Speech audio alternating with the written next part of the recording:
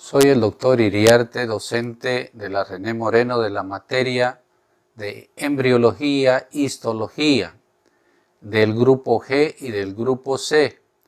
Tuvimos la oportunidad de dar la clase inaugural y desgraciadamente surgió la cuarentena y de ahí no hemos podido pasar clase. Entonces lo vamos a ir haciendo a través de medios virtuales, los cuales serán subidos a la página de la René Moreno y ustedes pueden entrar ahí para ver y pueden comunicarse conmigo. Hay dos grupos creados en WhatsApp, el grupo G y el grupo C. Cualquier interrogante, cuestionamiento, pregunta que tengan pueden hacerlo a través de ese medio de WhatsApp. Nosotros vamos a estudiar esta primera parte que vendría a ser la embriología, posteriormente la histología humana.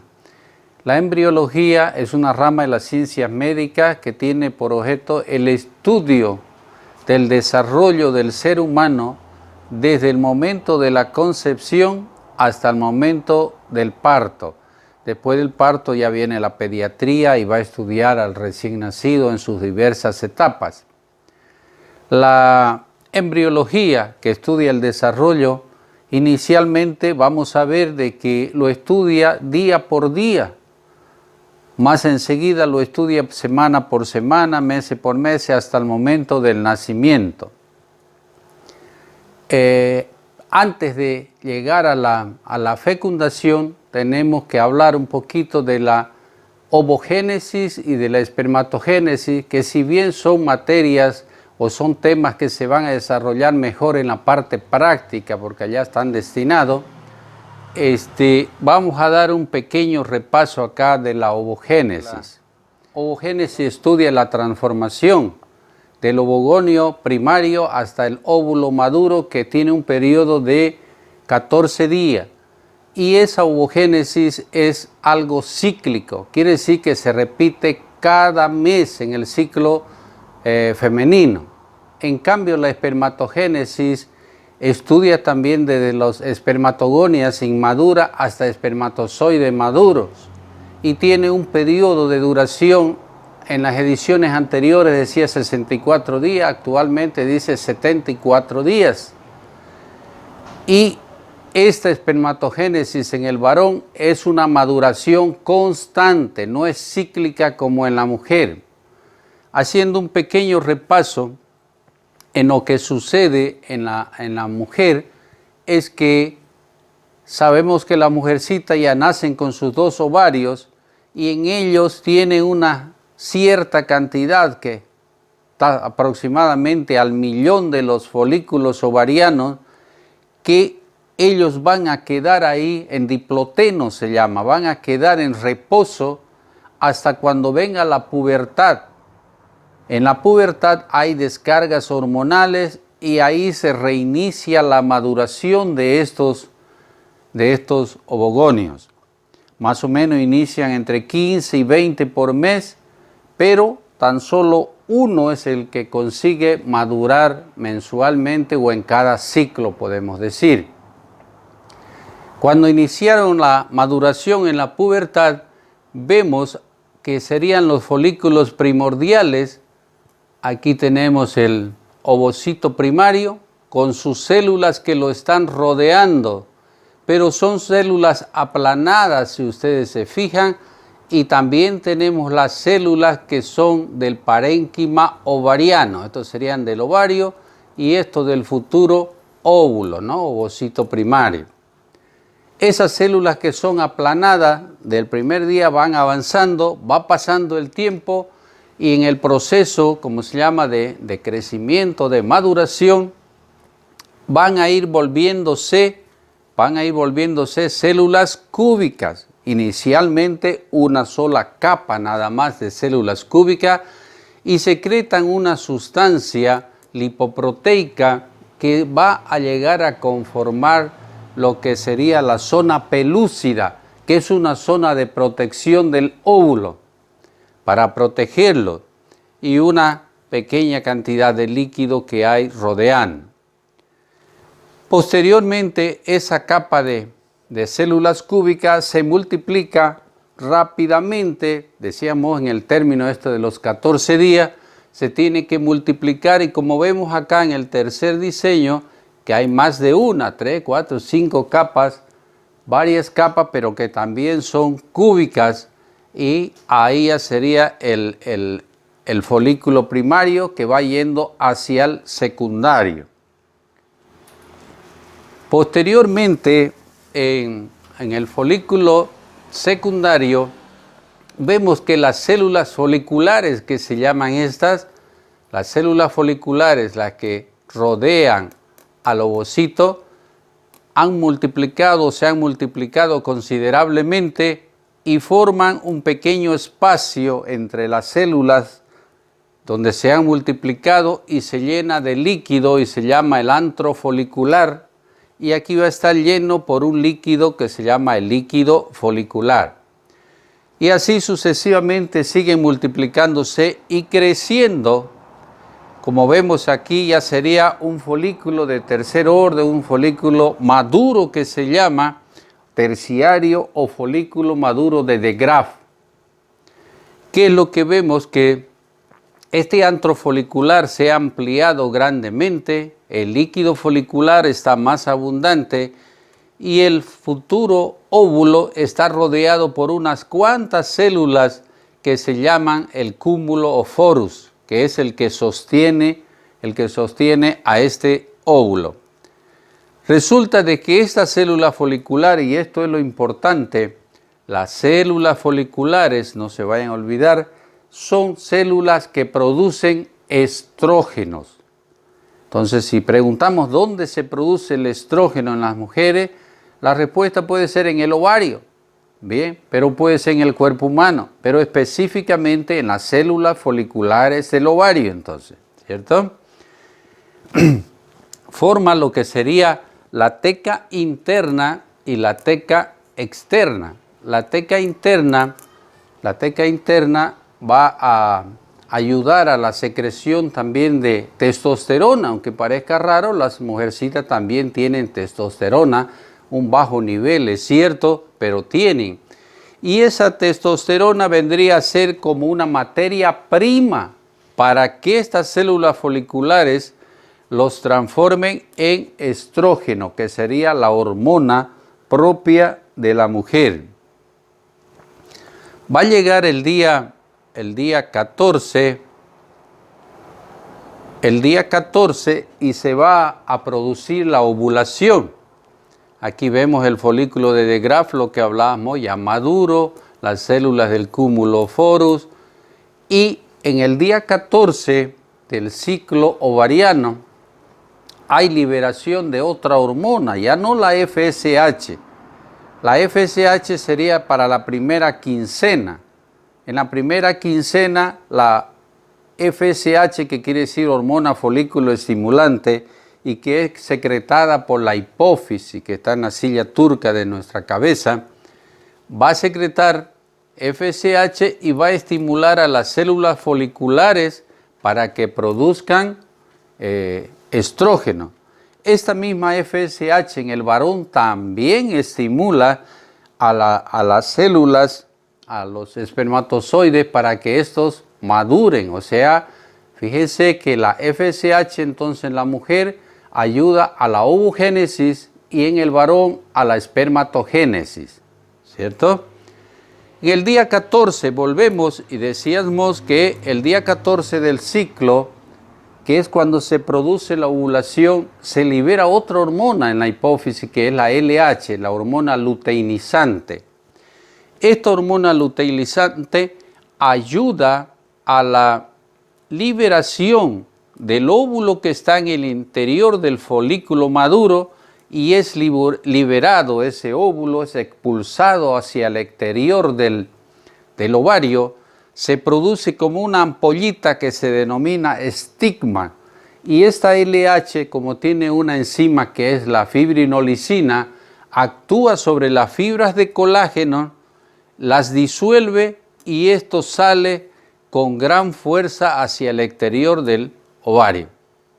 Es lógico que cuando sale es rodeado todavía por gran cantidad de células foliculares que estas células foliculares se van a organizar y van a formar la corona radiada de este óvulo ya maduro, que sería una otra zona de protección que hay en el óvulo maduro. Una vez que se produjo el día 14 la ovulación, podemos ver, sería la cicatriz del ovario de donde fue expulsado el óvulo, salió por acá, ¿cierto? Salió. Y debido a la hormona luteinizante liberan estas células un pigmento amarillento. Y esto se convierte entonces en el cuerpo lúteo o cuerpo amarillo que se llama. Este cuerpo amarillo ya no libera estrógeno, sino libera progesterona. Esa progesterona ayuda a mantener el embarazo. Si es que ha habido fecundación después de la ovulación y hay acto sexual, entonces va a haber una fecundación y esa progesterona va a ayudar a mantener la fecundación. Posteriormente, eso ya se lo ve en otro tema, hay unas células que son las células del sincitio trofoblasto que van a secretar progesterona y la hormona gonadotrofina coriónica humana específicamente, que es la hormona que sirve para determinar el embarazo en las mujercitas cuando tienen sospecha. Entonces manda a hacer determinación de hormona gonadotrofina coriónica humana y si da positivo está embarazada. Entonces esas células van a liberar y van a mantener durante 3 y hasta 4 meses este cuerpo amarillo. Y ese cuerpo amarillo ya se convierte o recibe el nombre de cuerpo gravídico, cuerpo del embarazo quiere decir, y para ayudar también a mantener la gestación, la fecundación.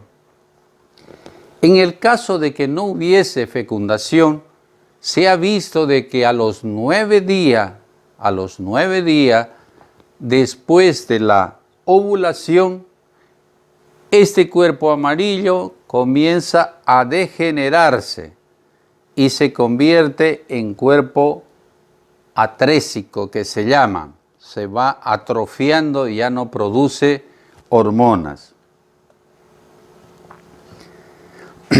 Después de que se produce la ovulación, decíamos, sale del ovario, que sería entonces, se produjo, miren, la ovulación. Esta es la trompa, son dos, ¿no? Por supuesto, 2 trompas de falopio que tienen sus partes, y lo veremos en genital femenino, por ahora no es, la parte de las fimbrias, la parte de la ampolla, la parte de las trompas propiamente, o tubular que se llama, y el istmo. Esta parte de las fimbrias son las que captan, como si fuesen deditos, fíjense, captan, absorben al folículo, al óvulo en realidad, porque ya está maduro, y lo llevan a través de, hay unas fimbrias que hay ahí, hay unas prolongaciones, unos cilios en las células cilíndricas que hay en la trompa, y lo van a acarrear hacia el útero. Y el espermatozoide que entró por la vagina, por el útero, va a venir y se va a encontrar con el óvulo. Esto es importante. Normalmente, donde se realiza la fecundación, el encuentro es entre espermatozoide y óvulo, en esta zona de la ampolla, no se vayan a olvidar, es donde normalmente se produce. Eso no quiere decir que sea obligatorio. En medicina nada es matemático. Podemos ver los llamados, o conocen ustedes seguramente los llamados embarazos ectópicos. Esto quiere decir fuera de lugar. Algunas veces ese embarazo se queda por infecciones, por adherencia, se queda en la trompa.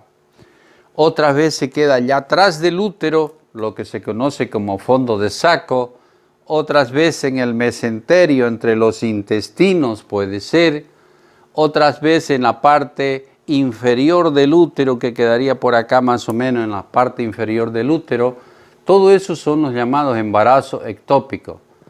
y que la gran mayoría no llegan a un feliz término, porque al crecer, imagínense que esté aquí en la trompa, esta trompa no tiene más de 1 centímetro, como un lapicero que usamos a diario nosotros de grosor. ¿Ustedes creen que ahí se va a desarrollar un muchacho que mide 50 centímetros? No es posible. Entonces llega a cierta edad, más o menos 6, 8 semanas, y comienza a sangrar la mujer, una ecografía, se descubre y hay que operar a esta señora porque va a sangrar bastante si no se socorre a tiempo. Posteriormente, después de que se produce la unión entre el gameto masculino y el gameto femenino, el gameto vendría a ser el espermatozoide y el óvulo. Se unen y forman los pronúcleos que se llama. Es una célula con 2 pronúcleos y esto se va dividiendo constantemente a través de un fenómeno que vendría a ser la mitosis. En las divisiones celulares vamos a estudiar en la práctica, como le decía, hay la mitosis y hay la meiosis. La gran diferencia es que la mitosis se divide en las células y dan origen a 2 células idénticas a la madre, podemos decir. Sabemos que nuestras células tienen 46 cromosomas, entonces va a dar origen a 2 hijas, células hijas, ¿no?, de 46 cromosomas. En cambio, en la meiosis va a dar origen a 2 células hijas con la mitad de cromosomas. Eso se llama haploide y diploide cuando tienen los 46. Volviendo a nuestro tema, 2 células, 4 células, se va a dividir en 8, las 4 en 8, las 8 en 16. Cuando está en 16 células, los anatomistas de esto le han dado el nombre de mórula, porque se parece a la mora, a una fruta que conocemos, ¿cierto? Entonces parece a la mora y sigue dividiéndose, no es que va a parar en 16 ahí, ¿no? Inclusive aquí hasta podemos adelantar algo que no está en este tema, es el asunto de los gemelos que se llaman, de los unicigóticos y disigóticos. Estamos acostumbrados o no diferenciamos lo que serían los gemelos de los mellizos. Los mellizos vendrían a ser que en una fecundación salen 2 hijos.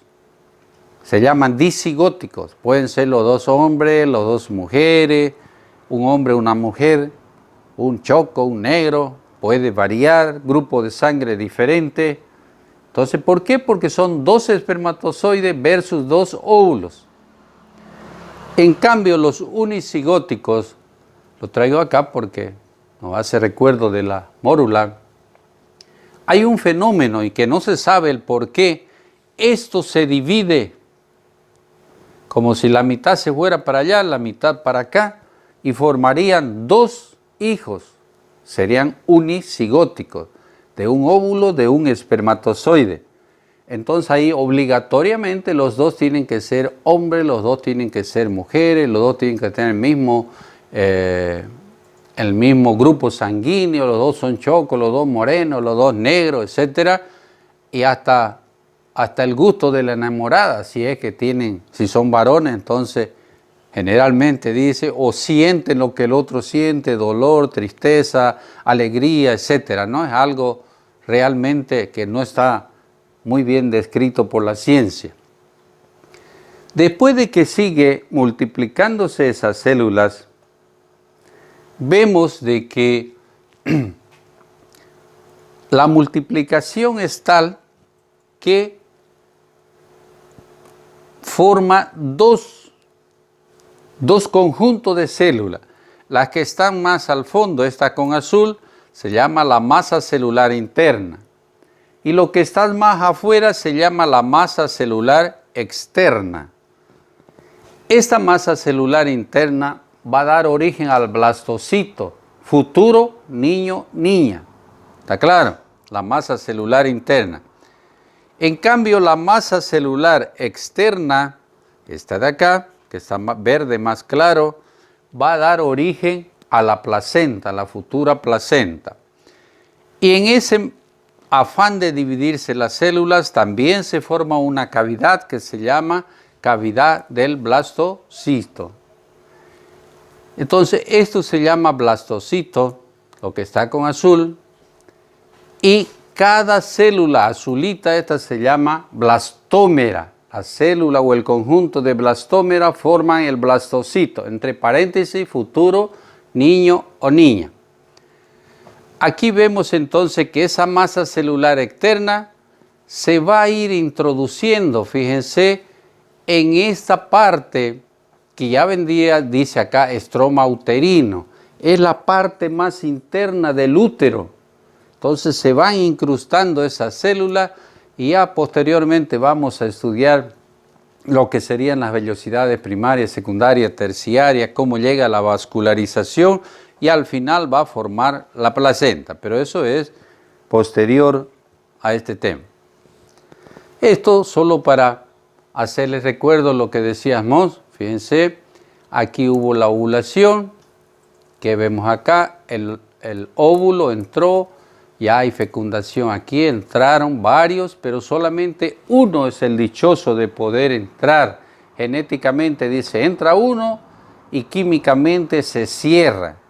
Gracias a Dios, porque imagínense que entraran 2, 3, 4, o éramos mutantes cada año, cada cuánto tiempo de la raza humana pararía mutando constantemente, ¿cierto? Entonces, no sucede eso, solo entra uno, se ha dividido, más o menos al tercer día, cuarto día, quinto día, sexto día.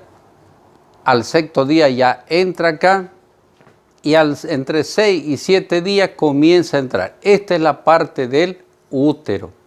Este se llama endometrio, miometrio y el perimetrio. 3 capas tiene el útero. Este endometrio tiene una capa que sería la más interna, compacta, esponjosa, está aquí como glandulita, porque en realidad son glándulas que son las que sangran cuando hay la menstruación, y la basal. Esta basal no se la pierde, ella siempre queda pegada ahí, ¿no? Inclusive cuando hacen legrados, sea medicamentosos o sea abortivos, criminales, los abortos pueden lesionar esta capa acá del endometrio, la compacta, la basal, perdón, la capa basal. ¿Y qué es lo que va a suceder? Va a producir una inflamación, una sinequia se llama, se adhieren las dos paredes anterior y posterior y como castigo de Dios puede quedar estéril esa mujer. Entonces vemos que se incluye, y ya vamos a estudiar en las clases posteriores, el 9 días, qué sucede, al 11º, ya está incluido totalmente ese huevo cigoto, ya se incrustó en el ovario, en el útero. Esto para hacer recuerdo, yo quisiera que, si ven aquí le estamos mostrando, ustedes tienen tiempo para hacer una línea imaginaria acá y poner lo que sería acá arriba el ciclo ovariano, porque esto estamos hablando de ovario. Y esta mitad de abajo sería el ciclo uterino, del útero. ¿Qué es lo que sucede en esos 28 días? Ustedes pueden ver, ¿no? Los días 14, 28 y si hay fecundación, entonces comienza a desarrollarse la fecundación. Si hablamos del ciclo ovariano, a ver, vamos a hacer acuerdo. El día 14 sería donde hay la ovulación, ¿cierto? Las células foliculares, estos puntitos negros que secretaban, estrógeno. Y ese estrógeno tenía que ver, ¿no? Tenía que ver inclusive con la maduración de las células endometriales para que vayan engrosando, pero no vamos a tocar todavía eso. Entonces quiere decir, más estrógeno, se produce la ovulación. Después de que viene la ovulación, ¿qué dijimos? A manera de repaso, quedaba el cuerpo lúteo que secretaba, ¿qué cosa? Progesterona. Y esa progesterona era la que mantenía el embarazo, si es la fecundación, si es que hubiera habido fecundación. Caso contrario, si no hubiera habido fecundación, después de aquí a los 9 días, digamos 28 son 14, antesito ya va bajando la progesterona y comienza a sangrar la mujer nuevamente cuando llegue el día 28. Por supuesto no ha habido fecundación. Entonces, hay dos etapas en el ciclo ovariano. Esta sería la mitad. ¿Qué le podemos llamar a este ciclo del ovario o fase, ciclo o fase estrogénica? ¿Por qué? Porque libera estrógeno, hasta aquí gran cantidad de estrógeno. A medida que van pasando los días, más estrógeno, entonces sería la fase estrogénica. Y hablando del mismo ovario, de aquí hasta el 28 día, ¿qué se libera? Progesterona. Entonces, ¿qué le vamos a llamar a este ciclo o fase? La fase estrogénica. Repetimos entonces, la primera mitad del ciclo ovariano sería estrogénica y progestacional. No sé si dije estrogénica. Si dije estrogénica está errado, es progestacional porque libera progesterona, ¿cierto? Si nos bajamos a la parte del útero, del endometrio, que dijimos tiene su capa compacta, compacta sería esto negrito aquí, la esponjosa y la basal que no sale nunca, a partir de esta capa se vuelve a regenerar. Los primeros 3 días, miren que hay, disminuye el grosor, esa es la fase menstrual o fase descamativa se le llama también, fase menstrual o fase descamativa. Después hasta el día 14, ¿qué vemos? Hay una fase que porque son glándulas que hay en el mismo endometrio, han crecido considerablemente, entonces han proliferado. ¿Qué le podemos llamar a esa fase? Fase proliferativa. Fase proliferativa.